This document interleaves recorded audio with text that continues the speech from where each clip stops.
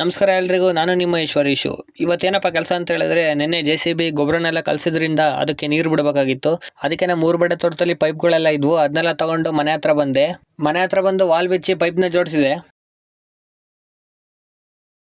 ಆ ಗುಡ್ಡೆನೆಲ್ಲ ನೀಟಾಗಿ ನೆನೆಸಿದೆ. ಅಲ್ಲಿ ಒಂದೇ ವಾಲ್ ಇರೋದ್ರಿಂದ ಇನ್ನೇನು ಮಾಡೋಕ್ಕಾಗಲ್ಲ ಅಂತ ಅಲ್ಲಿಂದ ಇಲ್ಲಿಗೆ ಪೈಪ್ ಜೋಡಿಸಿದೆ. ಇದು ಬಂದು 3ನೇ ಗುಡ್ಡೆ, ಇನ್ನೂ 2 ಗುಡ್ಡೆ ಇದಾವೆ, ಅದನ್ನ ತೋರಿಸ್ತೀನಿ. ಮನೆಗೆ ಬರ್ತಿದ್ದಂಗೆ ನಮ್ಮ ಸಿದ್ದಪ್ಪ ಗೌಡ್ರು ಪೇಪರ್ ಓದ್ತಾ ಇದ್ರು. ಅವ್ರನ್ನ ಮಾತಾಡ್ಸ್ಕೊಂಡು ಸೀದಾ ಟ್ರ್ಯಾಕ್ಟರ್ ತಗೊಂಡು ಜೈಮಮರ್ದು ಗೊಬ್ಬರ ಏರಕ್ಕಾಗಿತ್ತು, ಅಲ್ಲಿಗೆ ಹೊರಟೆ. ನಮ್ಮ ನಾಗಣ್ಣನ ಟ್ರ್ಯಾಕ್ಟರ್ ಬರ್ತನಕ ಗೊಬ್ಬರ ಇರಲ್ಲ ಅಂತ ಗೊತ್ತಿತ್ತು, ಅದಕ್ಕೆ ನಾನು ಮನೆಗೆ ಹೊರಟೆ. ಮನೆಗೆ ಹೋಗಿ ತಿಂಡಿ ತಿನ್ಕೊಂಡು ನೀರಿನ ಮಟ್ಲಿ ನೀರು ತುಂಬಿಕೊಂಡು ಮತ್ತೆ ತೋಟದ ಕಡೆ ಬಂದೆ.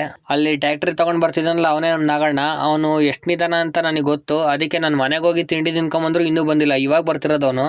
ಇವರು ಎಲ್ಲ ಟ್ರ್ಯಾಕ್ಟರ್ ಬರೋ ತನಕ ಸ್ಟಾರ್ಟ್ ಮಾಡಲ್ಲ ಅಂತ ಹೇಳಿದ್ರು. ಹಂಗೆ ತರುಣ ಹೋಗಿ ಇನ್ನೊಂದು ಟ್ರ್ಯಾಕ್ಟರ್ ತಗೊಂಡು ಬಂದ, ಅಷ್ಟೊತ್ತಿಗೆ ಸ್ಟಾರ್ಟ್ ಮಾಡಿದ್ರು.